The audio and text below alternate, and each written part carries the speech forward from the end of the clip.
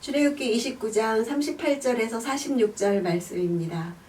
38절에서 39절 내가 제단 위에 드릴 것은 1년 된 양 2마리를 날마다 드리되 아침에 1마리를 드리고 해질 때 또 1마리를 드리는 것이다. 제사장의 일상적인 업무이면서 가장 근본적이고 중요한 번제에 대해서 말씀하고 있습니다. 번제는 제물이 완전히 다 타서 연기로 없어지는 제사입니다. 눈앞에서 제물이 다 사라지니까 바치는 사람에게는 당장에 눈에 보이는 유익이 없어 보이는 제사입니다. 그래서 이스라엘이 타락했을 때 성전에 제사 드리러 온 사람들이 비루하거나 흠이 있어서 팔지 못하는 짐승을 제물로 바쳤고 이것이 예언자들의 통탄을 불렀습니다. 제물을 그렇게 드린 이유는 눈에 보이는 유익을 따라갔기 때문입니다. 히브리 말로 번제를 올라라고 부릅니다. 이것은 올라간다는 의미를 가진 알라라는 동사에서 비롯된 명사입니다.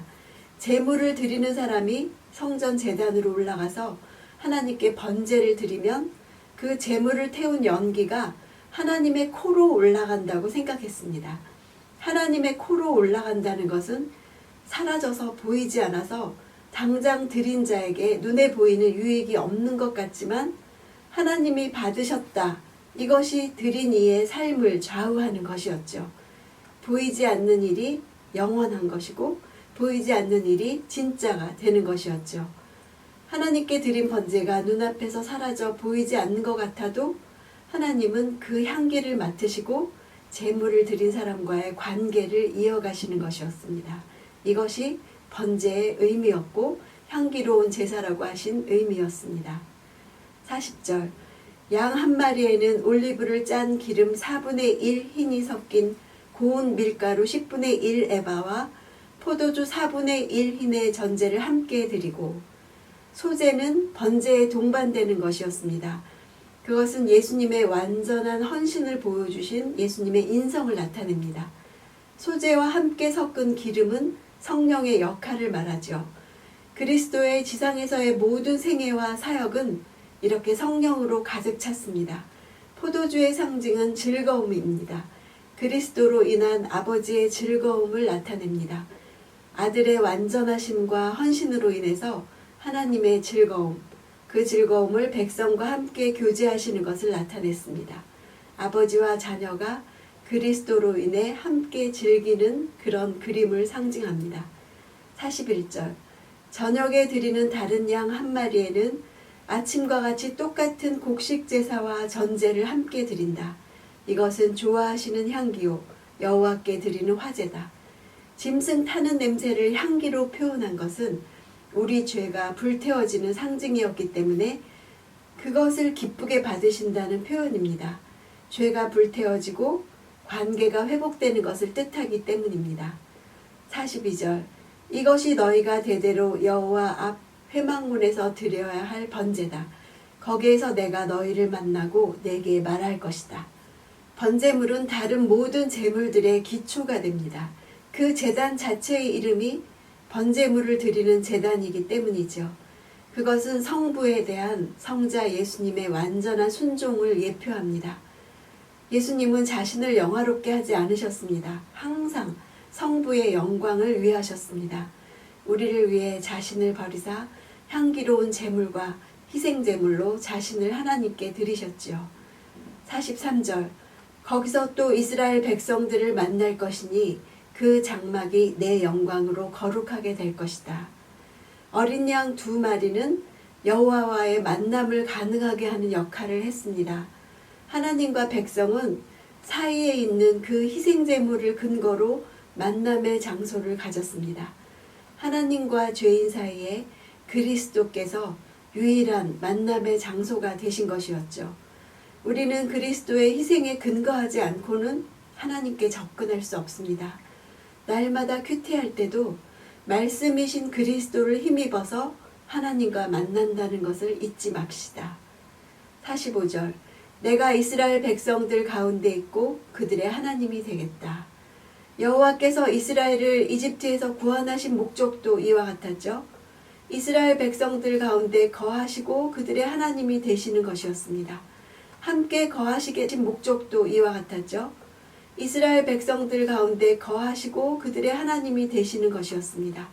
함께 거하시겠다는 것보다 더한 것이 이 내가 그들의 하나님이 된다는 관계입니다.